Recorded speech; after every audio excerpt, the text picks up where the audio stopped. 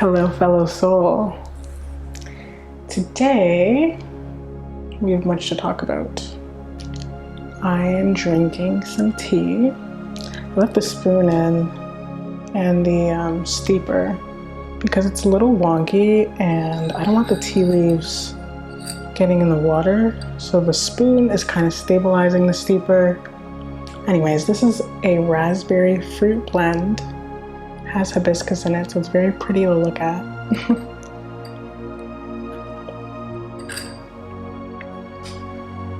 Yum.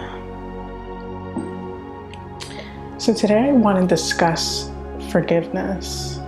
How to know who to forgive. Because sometimes it can be tricky to pinpoint. And it's interesting, the other day I was flipping through course notes and I landed on forgiveness.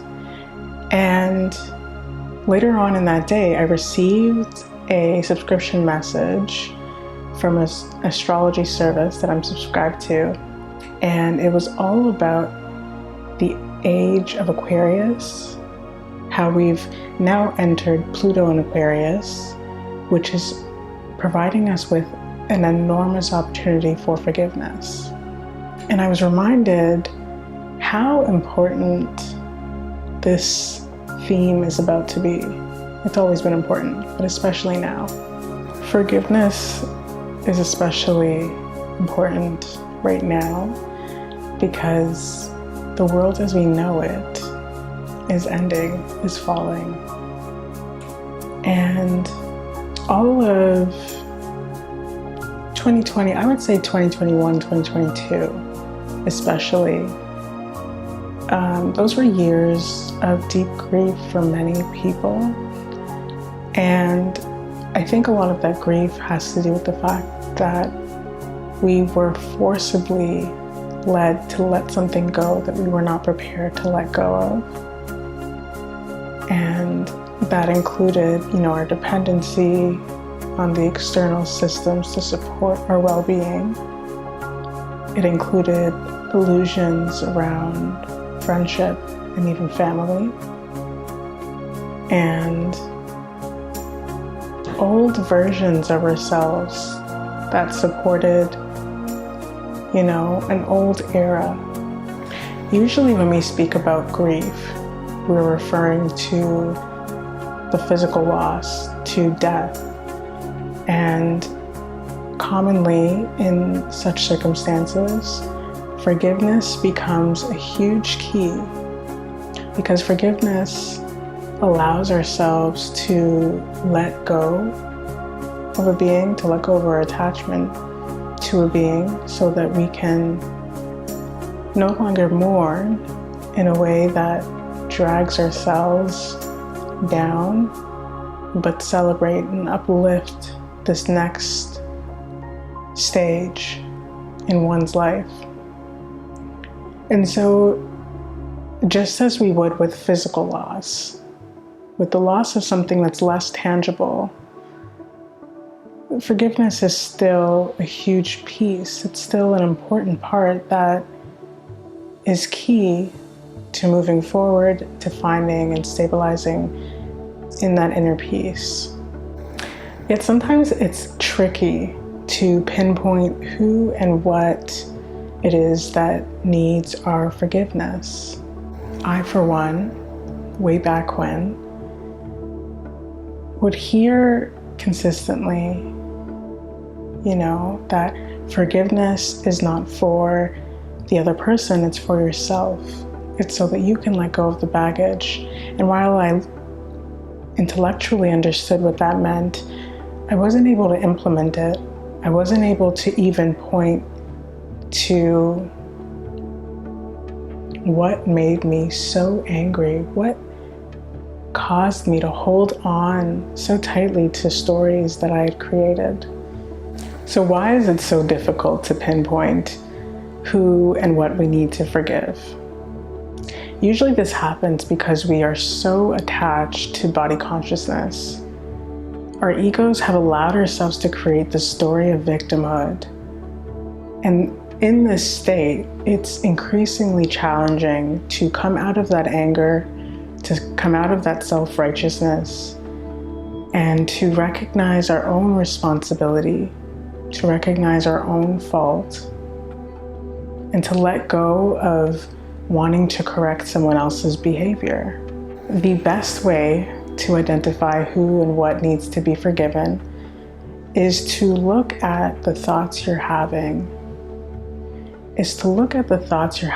about repeating circumstances, repeating stories.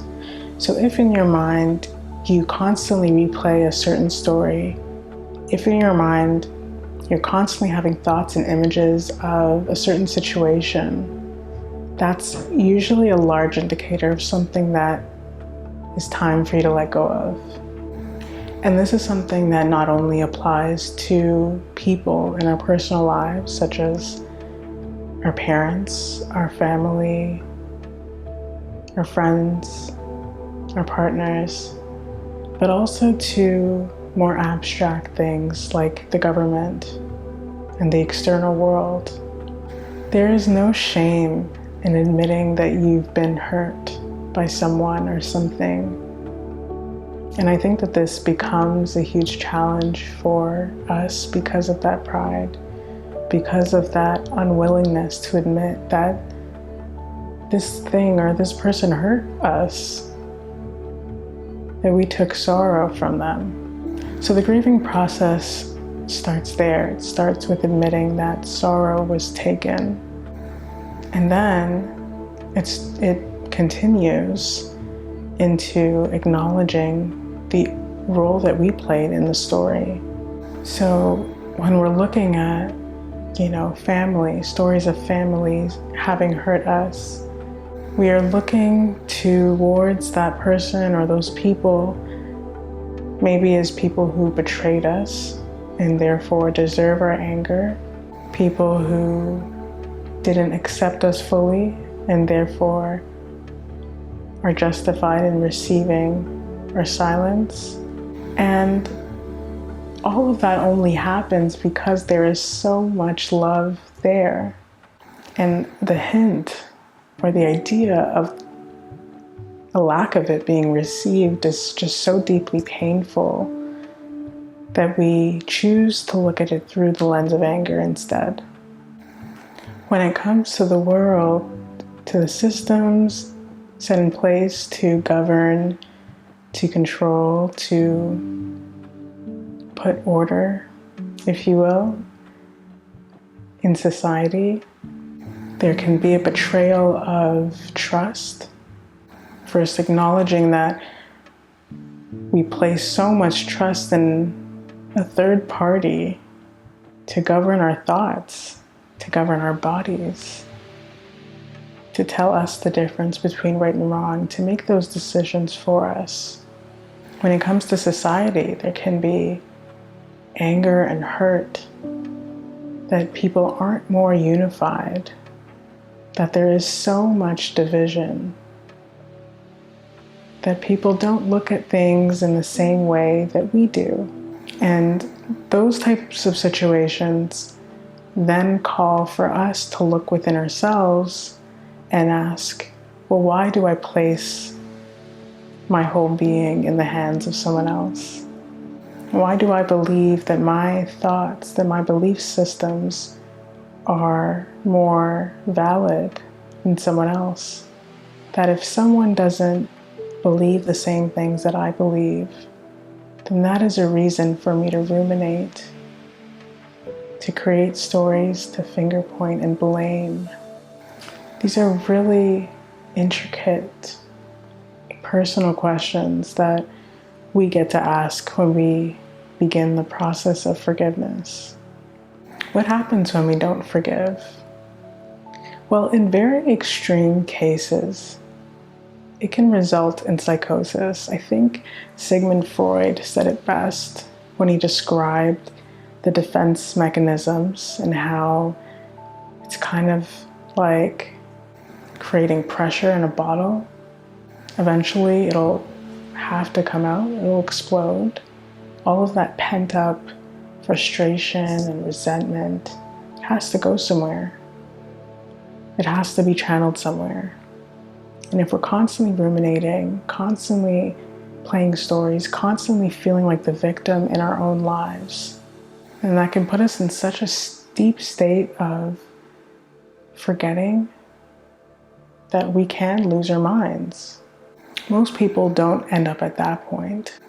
Most people draw the line somewhere a little bit earlier than that, and instead choose to live a life in a constant state of fear and projection. And there is just so much more available to us than living in that kind of a state. Forgiveness brings us back a sense of freedom. It allows us to move through life with a sense of lightness, with a sense of peace that we can share with the world. The world and people in our lives are not fixed by mirroring whatever hateful, negative things are put out there. They are healed, they are supported by being shown an example of what it means to love. And at the very least, when we live in that state, when we choose to forgive, to let go, to release, to surrender, to be humble, to not be so self-righteous, we can choose to exist in a state of mind that doesn't allow ourselves to sway with the wind. It allows us a level of groundedness that is rooted. And that is what we are being called to now. I hope that this video gave you something to support your journey. Please like, comment, subscribe to this channel, share this video, and we'll talk soon. Om Shanti.